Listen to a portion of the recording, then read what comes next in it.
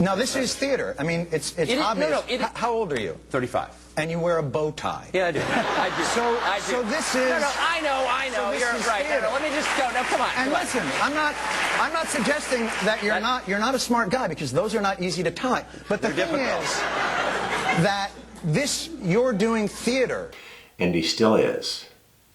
Tucker Carlson makes tens of millions of dollars every year driving wedges into society. He's not anybody's advocate, especially his audiences. To him, they're just ratings, his path to getting rich.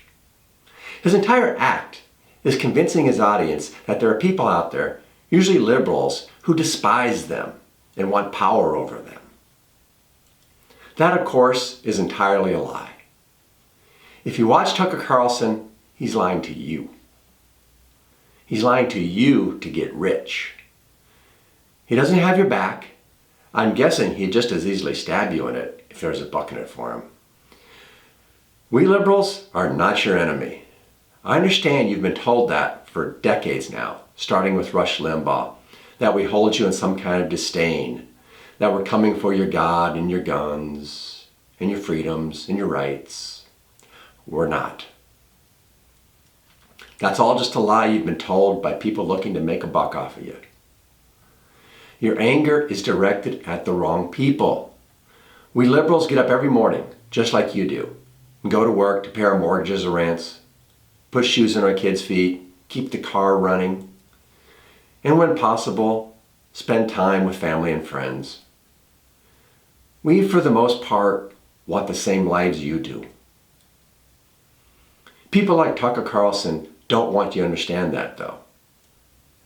They profit by making us into this boogeyman, this scary yet ridiculously incompetent thing that you can simultaneously and ironically fear, loathe, and ridicule. They do this by lying to you about us every day, for days on end, for decades. None of this is to say that there aren't legitimate and substantial disagreements between liberals and conservatives. There are. We may adamantly disagree on women's right to choose, on tax policy, on foreign policy, on climate change, just to name a few. We'll be glad to have an honest discussion, even a heated argument, about that anytime. Nobody, though, supports riots for any reason. Grooming children to be something they're not, or teaching white kids to feel guilty about being white. Like I said, we'll be glad to have an argument where we actually have disagreements. It just doesn't serve anybody for people like Tucker Carlson to make up what we believe so they can attack positions nobody holds. Oh, wait. That's not quite right. It does serve people like Tucker Carlson. They make millions of dollars doing it. The purpose of these videos is to try to expose those lies so that we can all see the actual problems that we face together and possibly work together to solve them. Good evening and welcome to Tucker Carlson Tonight. It was a week ago today that a deranged teenager called Salvador Ramos murdered 19 children and 2 teachers in an elementary school in Texas. You know this because we've had 7 days of full saturation coverage, and it's all deserved. Given that, it's amazing what we still don't know about what happened that day.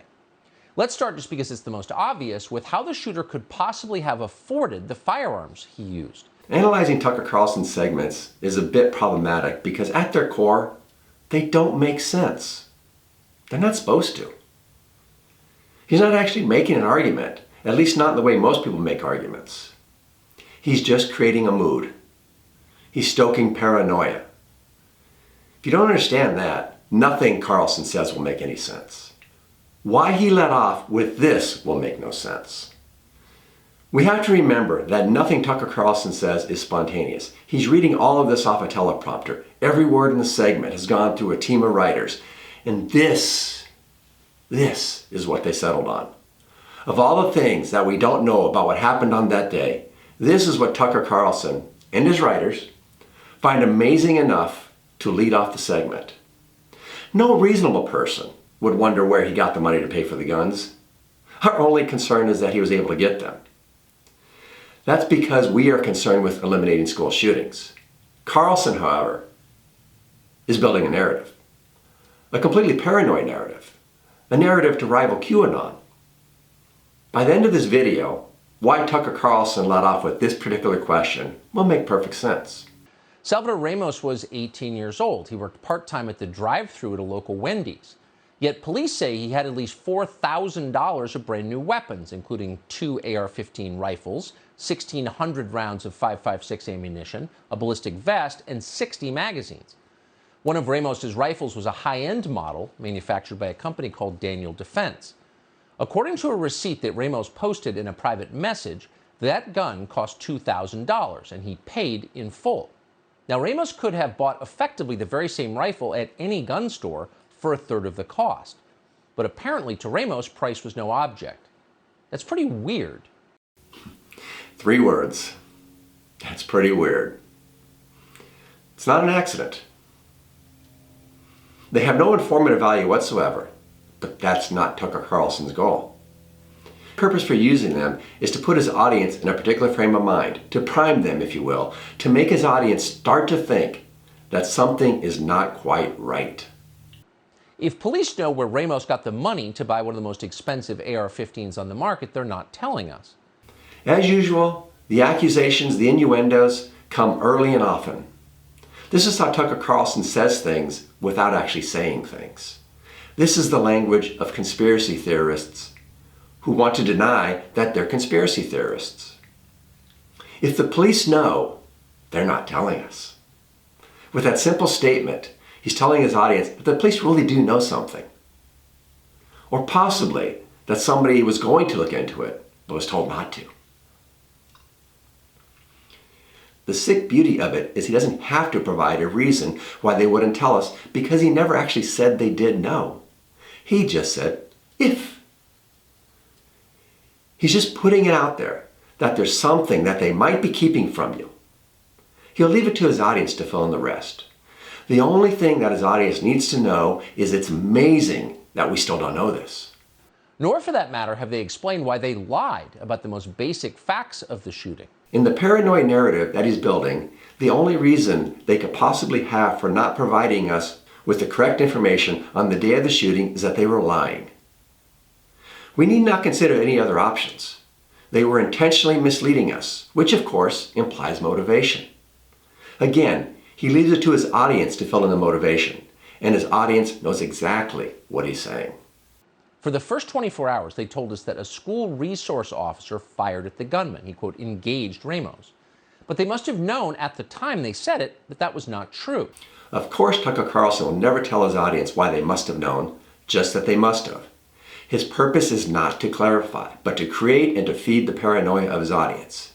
He cannot allow for simple incompetence, for simple mistakes. There's no nefarious intent in simple mistakes, and thus, no conspiracy. The resource officer was not even at the school when Ramos arrived. But they told us otherwise. Why'd they do that?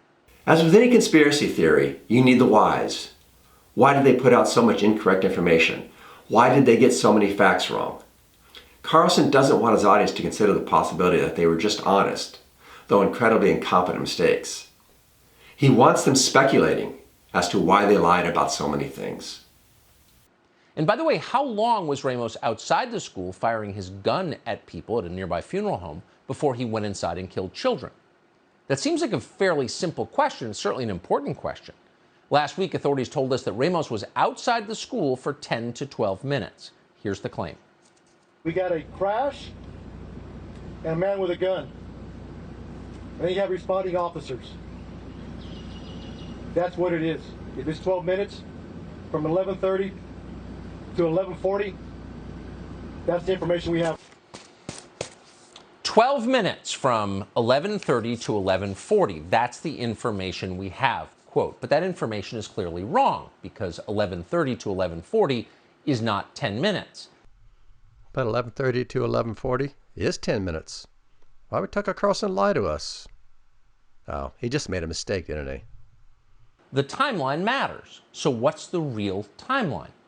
Well, on Friday, the director of Texas DPS came up with a brand new timeline. Here it is. 11:28. The suspect vehicle crashes into the ditch, as previously described.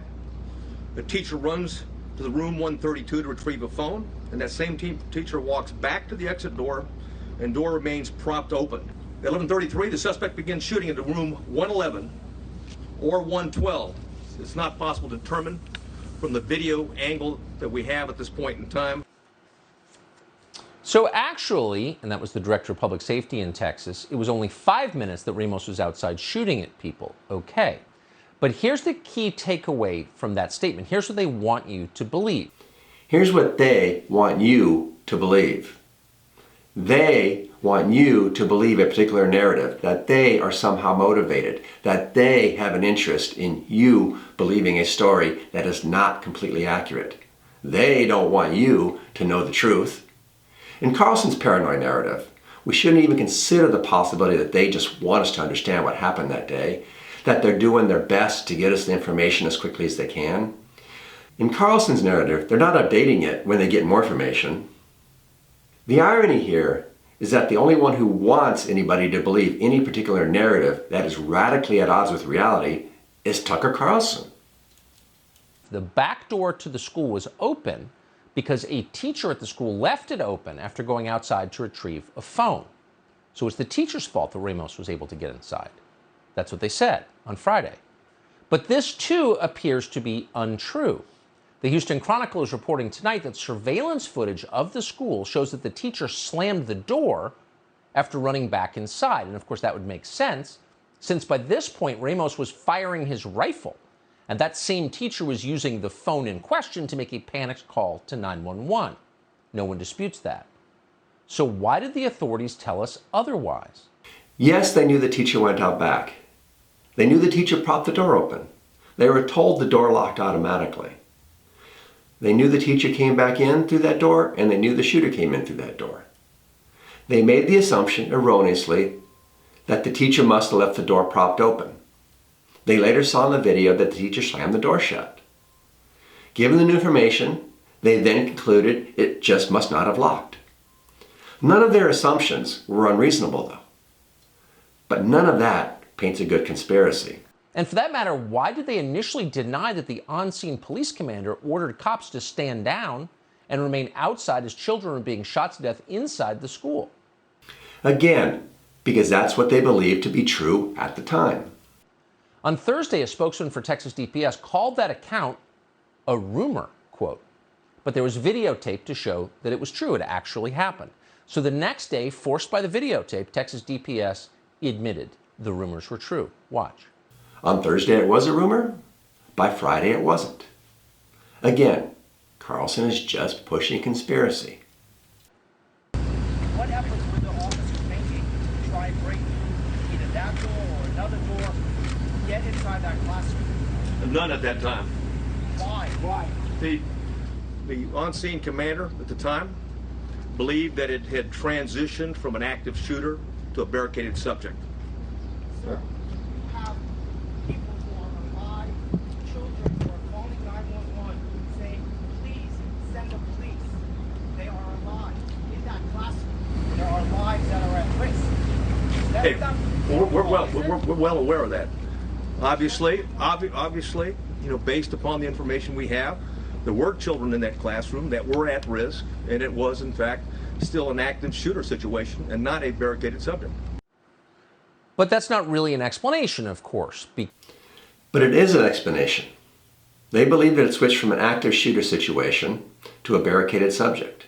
More importantly, Carlson expects his audience not to have noticed that they never admitted they were wrong because of a video. They got new information. Or that such a video even exists.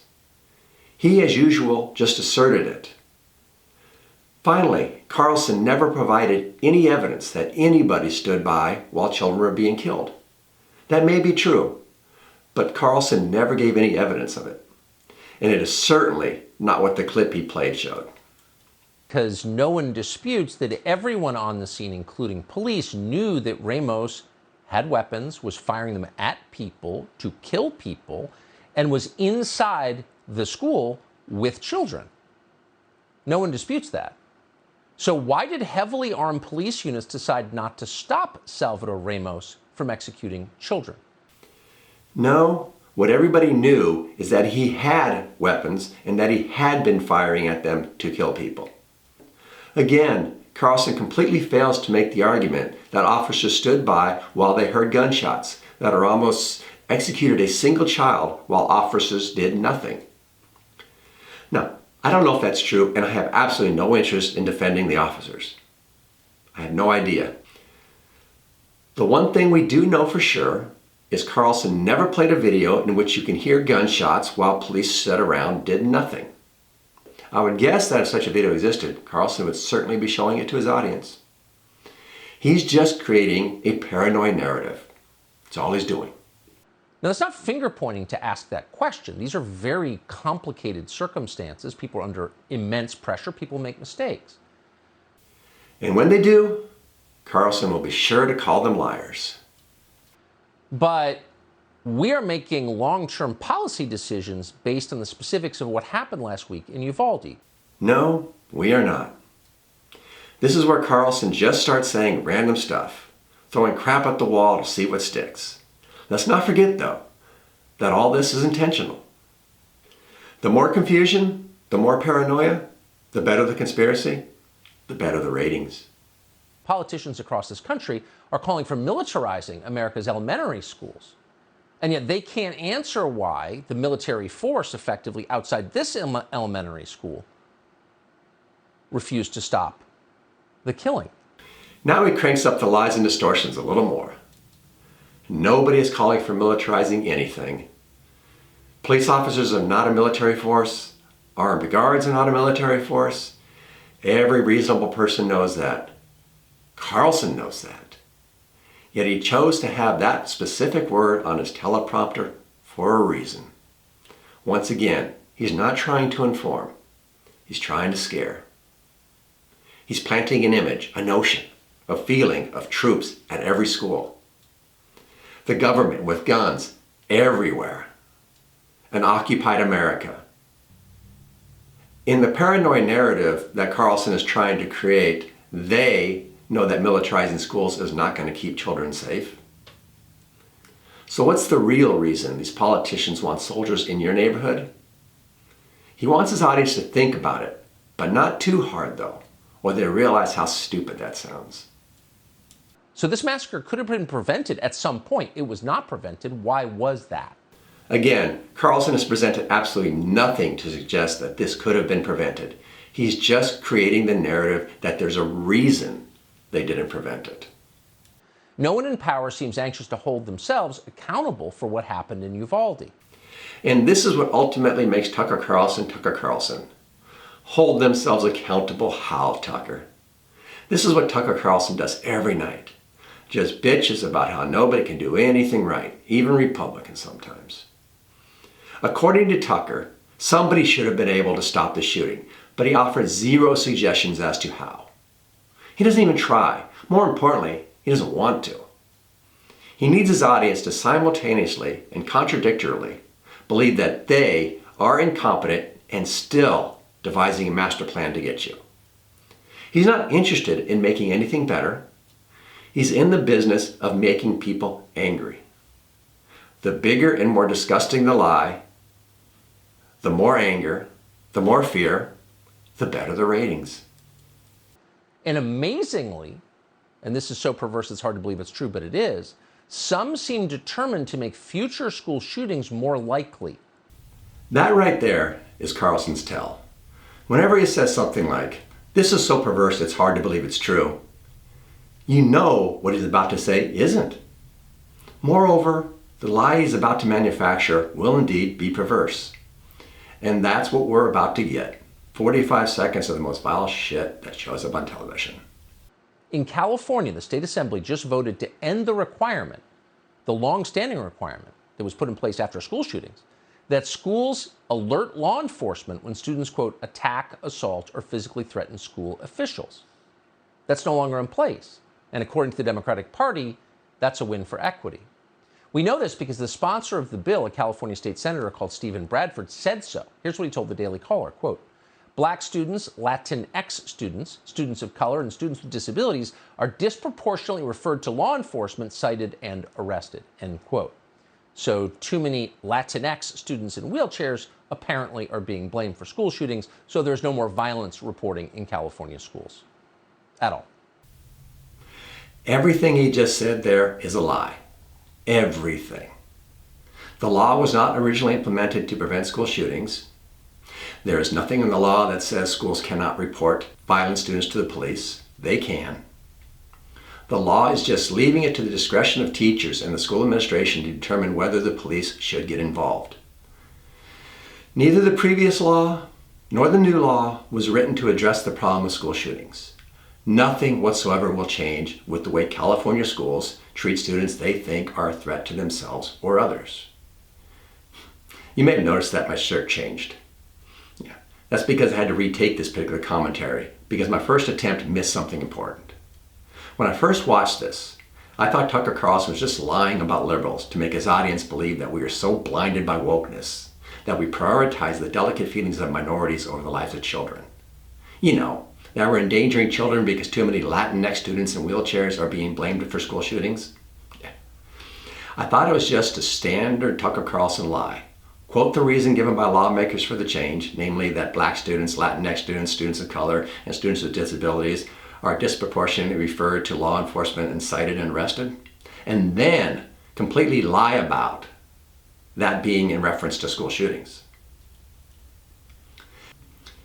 And then, to make the liberals in question look even more ridiculous, take that one term, disabilities, and pretend they meant physical disabilities, i.e. students in wheelchairs. Yeah. It's real easy to make people seem ridiculous when you completely make up what they believe. But that is Tucker Carlson's stock in trade. If he couldn't lie about liberals' positions, he'd have no show. Add to that his ridiculous body language when saying the term Latinx. Seriously, what's with the head jerk? Black students, Latinx. So too many Latinx. He can't resist demonstrating to his audience how woke he is for refusing to accept PC terms. Again, I thought this was just another example of Tucker Carlson lying about liberals' positions on an issue in order to make them appear stupid to his audience. Lie to them about what we believe, the positions we take, and take a few jabs at minorities, all to get his mostly white audience angry with liberals and minorities. I was wrong. Well, at least partially. It's important to understand that Carlson is building toward a conspiracy theory in which they are coming to take your guns. Now, lying about the stupidity of liberals and the fragility of minorities doesn't add to that narrative. Given that, there is only one possible reason for mentioning this law, only to lie about it. Carlson is saying, again, without actually saying it, that they want more school shootings. They need more school shootings so they can stir up enough support to take your guns. That's the real purpose of the law. Why else would they change the law? That's what this actually set up.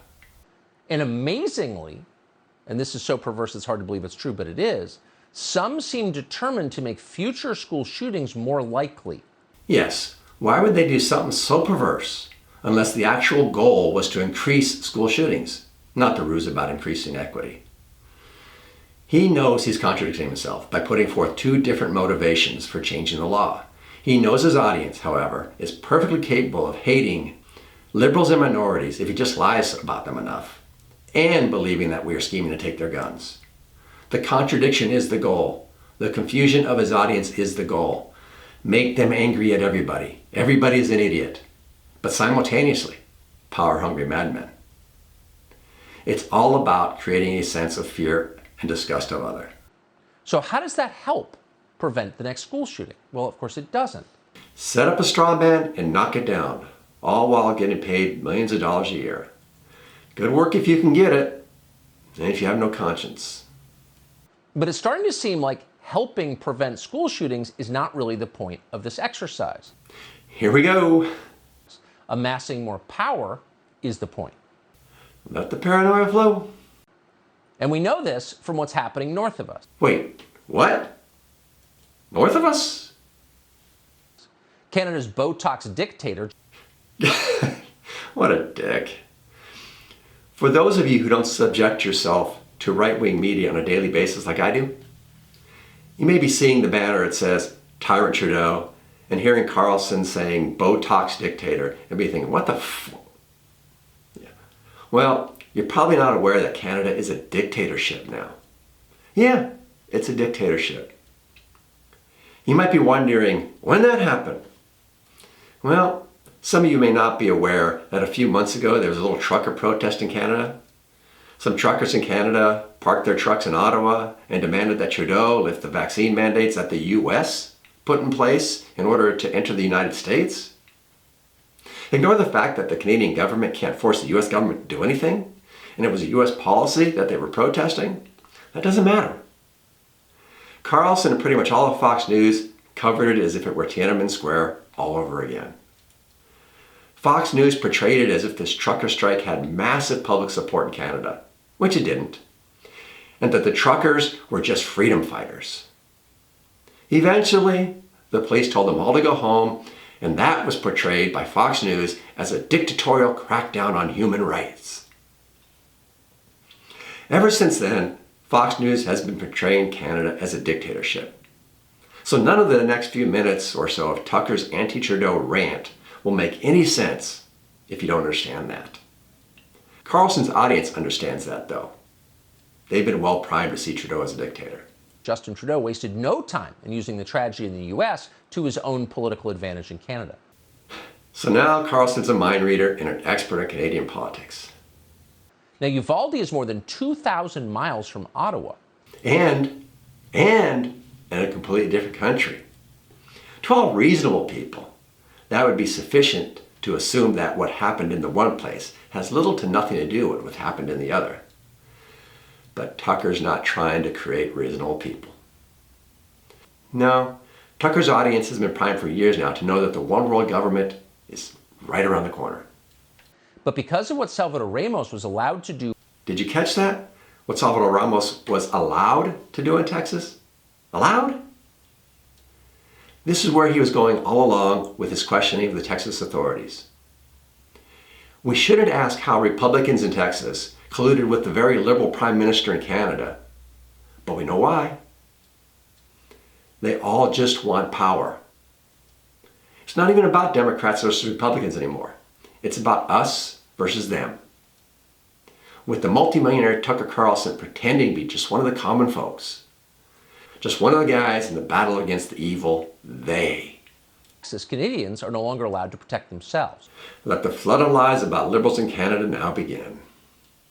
Justin Trudeau has introduced a bill that would ban Canadian citizens from buying, selling, and transferring handguns within their own country. Okay, that's the true part. Let's watch how this mutates over the next 60 seconds or so. Again, handguns were not the cause of the shooting in Uvalde. Yes, Tucker, we all know that. That's how we know that the shooting in Uvalde is not the reason the Canadians passed the law. Tucker is the only one saying they're related. Uvalde's nowhere near Canada. We know that too, which is why nobody else is stupidly trying to tie the two events together. It's just Tucker Carlson stoking the paranoia of his audience. Tucker's just saying to his audience, look how stupid these people are trying to pass this law because of this other event. Pay no attention to the fact that it has nothing to do with why they actually passed the law. The two things happened close enough in time to each other. So the one must have caused the other. That's all we need. Just assume that everybody in power, everywhere on the face of this earth, are power-hungry idiots. And yet, Justin Trudeau is using that tragedy. Nope. That's just Tucker Carlson's baseless assertion. To disarm anyone who disagrees with him.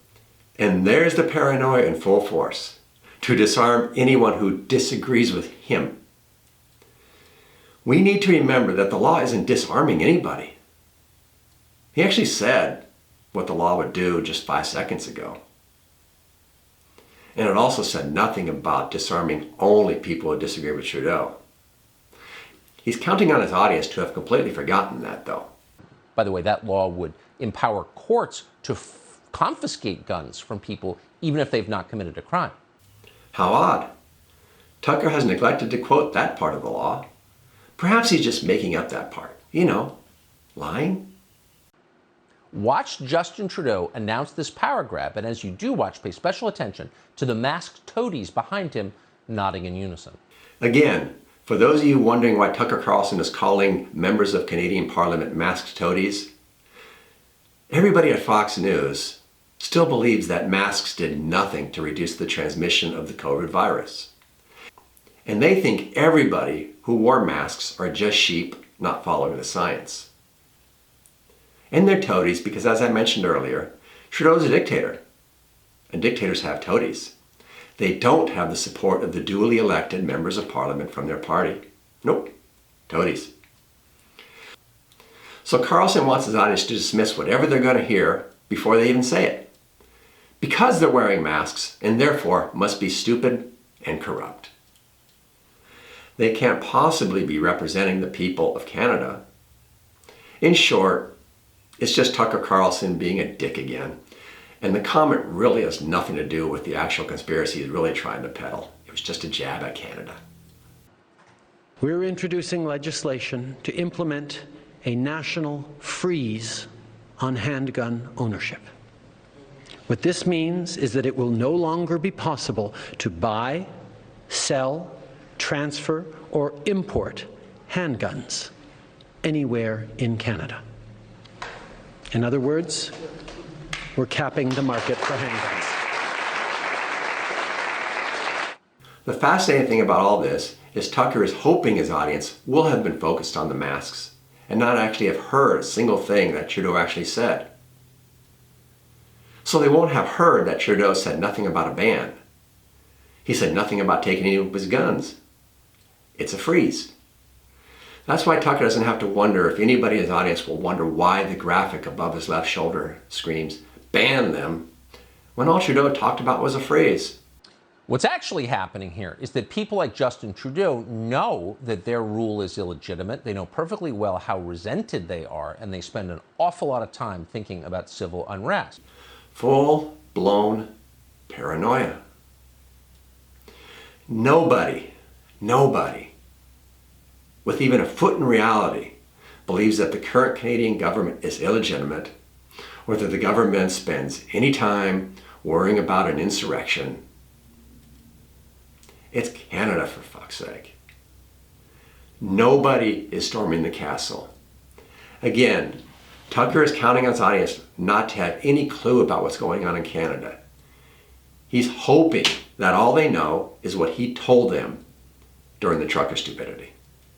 You probably don't. You live in a democracy, so you don't imagine that anyone needs to be disarmed for political reasons. So, Tucker is telling his audience that Canadians no longer live in a democracy, if indeed they ever did. He's ironically telling his audience, Americans, that they do. He's counting on them, however, to forget that in a few seconds when he tells them that they actually don't. But people like Justin Trudeau can feel the deep resentment aimed at them, and they are fully intent on disarming the population. In case it's not clear, Tucker is arguing that Trudeau is freezing handgun sales in Canada because he's terrified of a violent overthrow of his government. It's funny, it really is. Apparently, according to Tucker Carlson, it's the only thing that keeps Trudeau up at night. Tucker's counting on his audience not to think about it too hard, though, because they might think, if Canadians are going to overthrow their government, would they use handguns? Wouldn't rifles work a whole lot better? Again, he's counting on his audience not to think at all. Just be afraid of the one world government that's coming for us all. Maybe starting in Canada. Who knows? Now, we reached out to Justin Trudeau's office today about this new law. We wanted to know if Trudeau will apply these laws to himself. That's always the first and most important test of sincerity. If it's good for me, it ought to be good for you too, and vice versa. So, in this case, will Justin Trudeau's state-funded bodyguards be relinquishing their handguns? And how about their banned AR-15s? And will the Army and police also begin with their guns? No, Tucker Carlson is not stupid enough to think that is a good argument. He's just counting on his audience to be. He's also counting on them to have long forgotten, if they ever heard, it's not a ban on anything.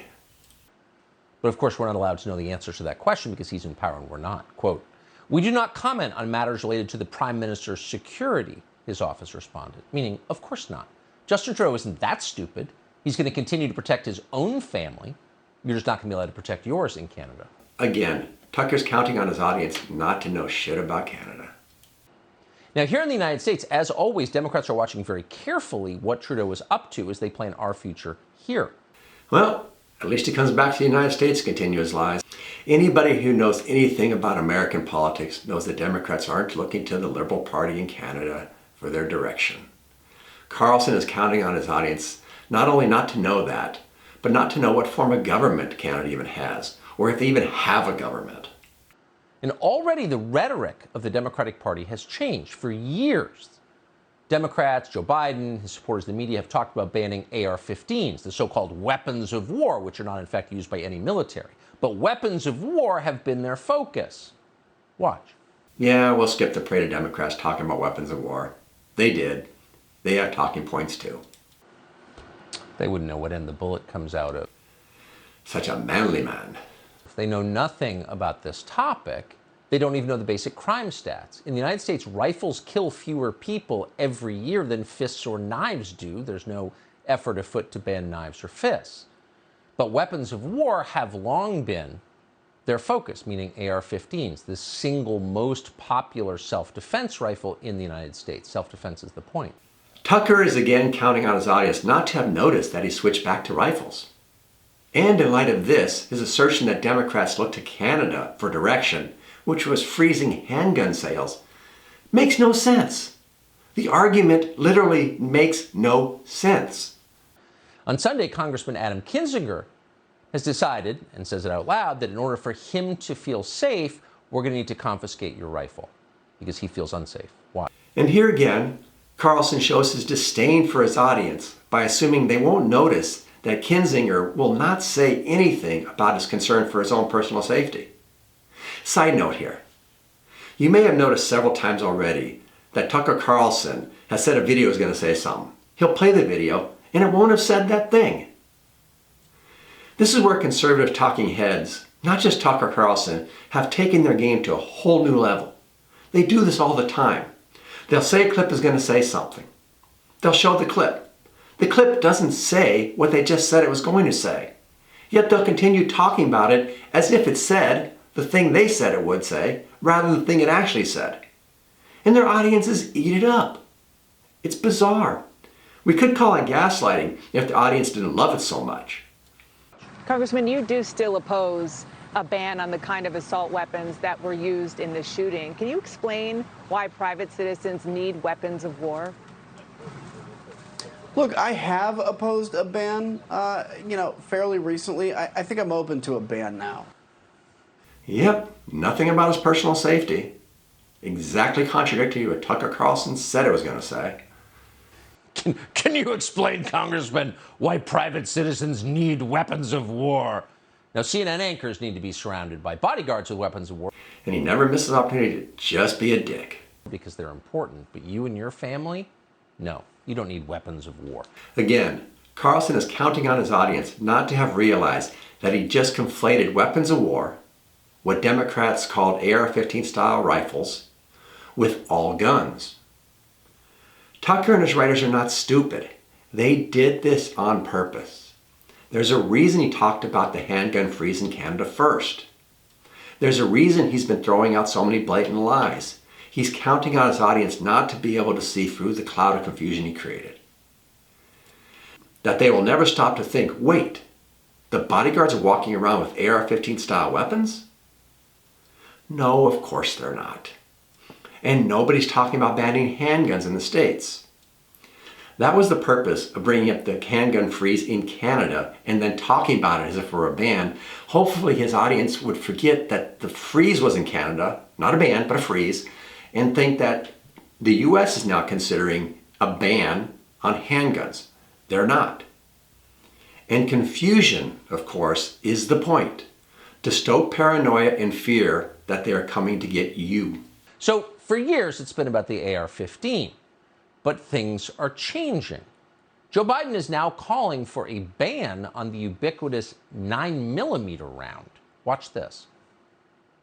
A 9mm bullet blows the lung out of the body. So the idea of these high-caliber weapons is there's simply no rational basis for it in terms of about self-protection, hunting. I mean, and remember, the Constitution, the Second Amendment, was never absolute. You couldn't buy a cannon when the Second Amendment was passed. So there's a guy who can't even recognize his own wife of 40 years in public lecturing us about what the rational basis is for this or that. Quote, there's simply no rational basis for the 9mm round in terms of self-protection. Well, of course, the opposite is true. The 9mm is the main self-protection round in the United States, along with the 5.56, the round used in the AR-15. Both of them are small rounds. People use them to protect their family. So, let's remember what Tucker just said. So, for years, it's been about the AR-15. When he demonstrated that, he played 7 or 8 clips of Democrats talking about weapons of war. But things are changing. And how does he demonstrate that? He shows one clip of Biden, about whom he just said. Can't even recognize his own wife of 40 years. Now, if Biden is senile, his incoherent ramblings certainly won't turn to policy, especially given that Tucker can't seem to find a single Democrat supporting it. Then, of course, there's a much simpler explanation for what we just saw. Tucker edited the clip to make it look like Biden was talking about banning certain types of ammunition. It's much more likely that Biden was talking about AR-15 style weapons, which Carlson edited out. Then, as Biden so often does, drifted off into talking about ammo used in those, and got confused along the line. We have to remember what Carlson is trying to do here. He's trying to create fear. In order to do that, he needs his audience to think somebody is coming after them for some reason. He knows that he hasn't presented any evidence that nobody is trying to ban handguns. So he has to make up something that they are trying to ban, namely ammunition types. Maybe he's afraid that his audience will realize that nobody actually said anything about banning handguns, shotguns, hunting rifles, all of which work very well for self-defense. He needs his audience to be afraid so he can continue to make millions of dollars every year. And if you take them away, Americans will no longer be able to defend themselves in the middle of a crime wave that was wholly manufactured by the same people who are trying to strip your guns from you. Then he expects his audience not to notice that he hasn't said anything about a crime wave, or why any of them would be in any danger from it. And we should ignore that he just baselessly asserts that it was wholly manufactured by politicians, both Democrats and Republicans. He assumes that nobody in his audience will notice that he didn't show that anybody was trying to strip anybody's guns from them. All of this is just scaring them, putting them into an us versus them frame of mind. And that's, of course, the point. This is a power grab. Yep, that's it. 15 minutes of lying to get to one completely stupid point. It's a power grab. Power, control, it's the favorite narrative of every conspiracy theorist. Like all conspiracy theorists, though, Tucker never says what they want power for. Again, Tucker wants his audience just to be afraid. And you can be certain that it is a power grab and not an effort to make this a safer country, because the people who are calling for it are exempting themselves from its requirements once again. No, Tucker is just exempting himself from reality once again. That is the acid test. If you're for a law, will it apply to you? Yes, it applies to them, despite Tucker constantly asserting erroneously that it won't. Do Michael Bloomberg's bodyguards carry the dreaded 9mm or .223 rounds? Do they have high-capacity magazines? Do Nancy Pelosi's bodyguards, which you pay for, do Mitch McConnell's bodyguards carry those rounds? Nobody's calling for the banning of rounds.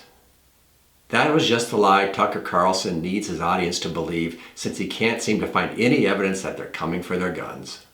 Well, we wanted to know. Why wouldn't we want to know? Why don't we have a right to know? So we emailed all 3 of their offices today. And unlike, we have to say, Justin Trudeau's office, none of them even bothered to reply to us. What a surprise. They didn't respond to requests to know if they're going to demand that their security forces follow a non-existent law that has zero support? After all, Tucker Carlson just asserted that you support banning certain types of ammunition. It should be our right to know whether they think their security forces should be using them too. How dare they not play Tucker's childish game? So obviously they won't be disarming their own bodyguards. Just as they are not disarming anybody. They'll keep their own weapons of war. Their bodyguards are not carrying weapons of war. They are carrying handguns. In the meantime, they'll continue to pass legislation against weapons they know nothing about. They've been doing this for decades. It's not an accident that Tucker didn't name a single piece of legislation that is relevant to anything he said in this segment. He knows exactly what he's doing. And this brings us back to the beginning of this segment. Remember this? Let's start, just because it's the most obvious, with how the shooter could possibly have afforded the firearms he used. That's pretty weird. And if we now look at that in light of these statements, and if you take them away, Americans will no longer be able to defend themselves in the middle of a crime wave that was wholly manufactured by the same people who are trying to strip your guns from you. And? So this massacre could have been prevented at some point. It was not prevented. Why was that? We should know the answer, but don't hold your breath. As well as this banner, which was on the screen for a minute. And amazingly, and this is so perverse it's hard to believe it's true, but it is, some seem determined to make future school shootings more likely.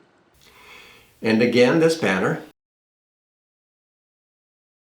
And amassing more power is the point. And lastly, but because of what Salvador Ramos was allowed to do, this. Let's start, just because it's the most obvious, with how the shooter could possibly have afforded the firearms he used. That's pretty weird. Makes a whole lot more sense. If their goal is to take away your guns, what better way than to give money to a crazy kid and have him shoot up a school full of children?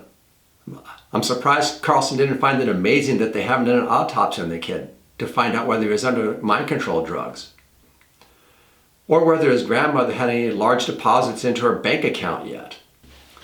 This is, after all, a power grab. Nothing is as it seems. In short, this segment was nothing more than a conspiracy theory. He begins in Texas with the school shooting, and the first question he asks is, how did this kid, 18-year-old, afford expensive weapons? Doesn't even bother try to give the answer to that, nor why it should matter. And then he talks about the deceit, the deception of the authorities in Texas, and insinuates, not insinuates, he said, literally, they allowed the shooting to happen. They must have had a reason they allowed it, right? And then he moves up to Canada for some reason and says that a handgun freeze on sales in Canada was related to a shooting in Texas. What did they have to do with each other? Nothing, of course. But the commonality, of course, between them all is that in each case, they just wanted power for some reason, but power in both places. And then he moves back down to Washington and talks about their discussion of banning AR-15 style weapons, as he says, weapons of war. But he needs to plant in his audience's mind the handgun sale freeze in Canada, in order to get them to think that they're coming for all guns in the United States.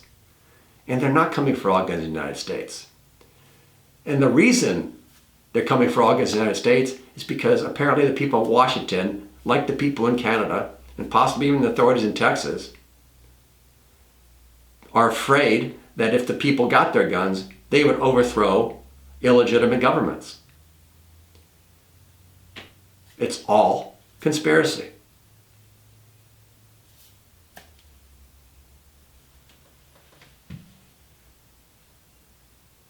So, thanks for watching.